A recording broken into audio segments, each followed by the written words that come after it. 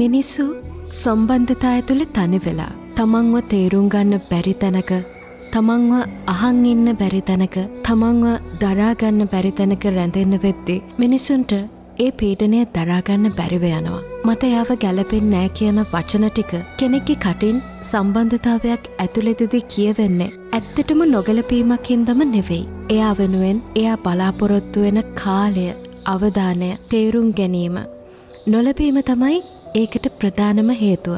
තමන් බලාපොරොත්තු වෙන ආදරය, කරුණාව, අවධානය නොලැබුණාම මිනිස්සු කොයිතරම් අසරණ වෙනවද?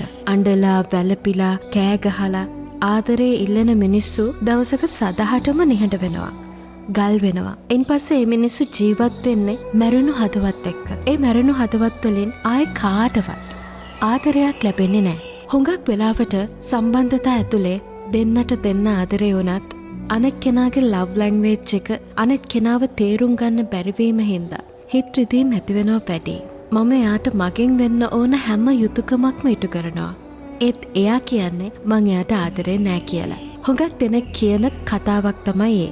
යුතුයකම් කියන්නේ යාන වාහන, සල්ලි විතරද? ඒවා තියෙන්න ඕනේ තමයි. හැබැයි ඒ හැමදේම හොයද්දී ඔයාට ඔයාගේ ආදරණීයන් වෙනුවෙන් වෙන් කරන්න කාලයක් නැත්නම්, ඔයාගේ උණුසුම එයාලට විඳින්න දැනෙන්න අවස්ථාවක් නැත්නම්, ඔයාගේ ආදරය අර භෞතික සම්පත් වලින්ම විතරක් දැනෙයිද?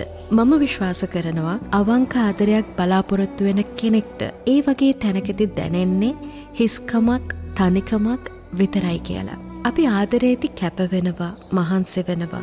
ඒත් අපි හුඟක් වෙලාවට අපි ආදරේ බලාපොරොත්තු වෙන විදිහට, අපි ආදරේ බලාපොරොත්තු වෙන විදිහට තමයි අපෙන් ආදරේ බලාපොරොත්තු වෙන අයටත් ආදරේ කරන්න යන්නේ. අන්න ඒක තමයි අපිට වරදින තැන. කෙනෙක් ආදරේදී කාලය, අවධානය බලාපොරොත්තු වෙනකොට තව කෙනෙක් ආදරෙන් බලාපොරොත්තු වෙන්නේ ඒ දෙන්නගේ සාර්ථකත්වය වෙන්න පුළුවන්.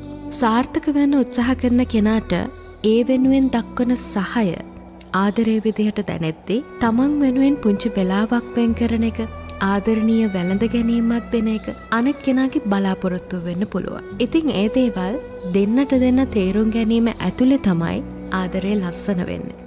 මම අපි දෙන්න වෙනුවෙන් තමයි මේ මහන්සි වෙන්නේ. මට ඔයා ළඟට වෙලා හිටියොත් ඒ වැඩ කරගන්න වෙන්නේ නැහැ කියන වචන ආදරණීය වැළඳ ගැනීමක් බලාපොරොත්තු වෙන කෙනාට දැනෙන්නේ මාරාන්තික කනේ පාරක් විදිහට වෙන්න පුළුවන්. ඒ වගේම අනෙක් පැත්ත, අනේ ඔයාගේ වැඩ, ඔය වැඩවලින් මට ඇති වැඩක් නැහැ කියලා කියන වචන ටික ආදරේ වෙනුවෙන් මහන්සි වෙලා වැඩ කරන කෙනාට ලොකු වේදනාවක් වෙන්න පුළුවන්. ඉතින් එතන තියෙන්නේ ආදරේ නැතිකම නෙවෙයි.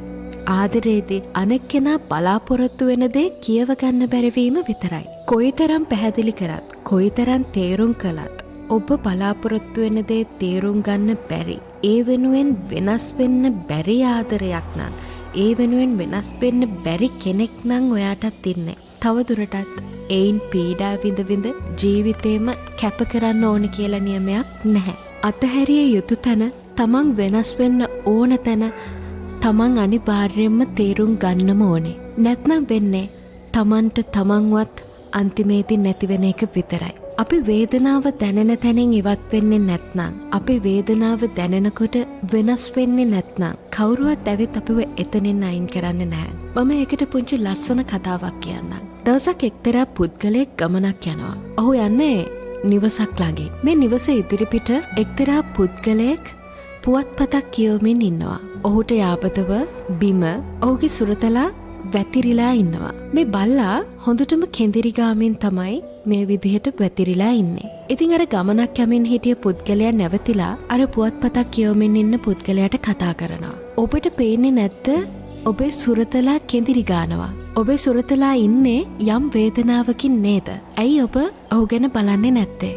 එතකොට අර පුවත්පත කියවමින් හිටිය පුද්ගලයා මෙන්න මෙහෙම උත්තර දෙනවා. ඔව්, මගේ සුරතලා කෙඳිරි ගාමින් තමයි ඉන්නේ. ඒකට හේතුව තමයි මේ බල්ලා වැතිරිලා ඉන්න තැන යට පුංචි ඇණයක් තියෙනවා. එයා වැතිරිලා ඉන්නේ ඒ ඇණේ උඩ. ඒක එයාට ඇනෙනවා.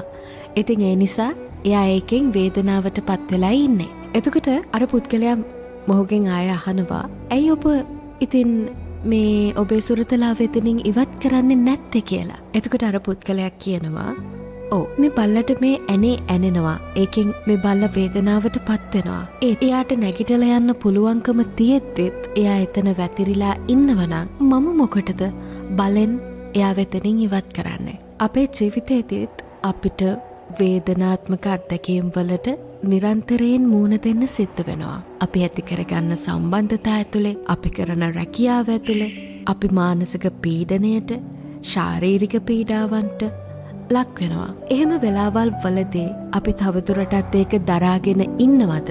එහෙම නැත්නම් එතනින් ඉවත් වෙනවද කියන තීරණය ගන්න ඕනේ අපිමයි. ටිකක් හිතන්න. සම්බන්ධතා ඇතුලේ ඔබත් වේදනාවට පත් වෙනවා නම් එතන තවදුරටත් රැඳෙන්න ඕනේද?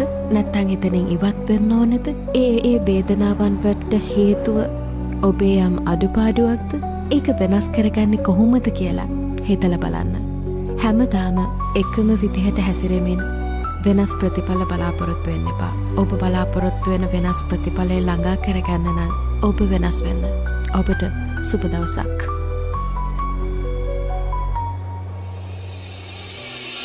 මේ වගේ තවත් පොඩ්කාස්ට් අහන්න කැමති නම් දැන්ම සිංහල පොඩ්කාස්ට් channel එක subscribe කරන්න.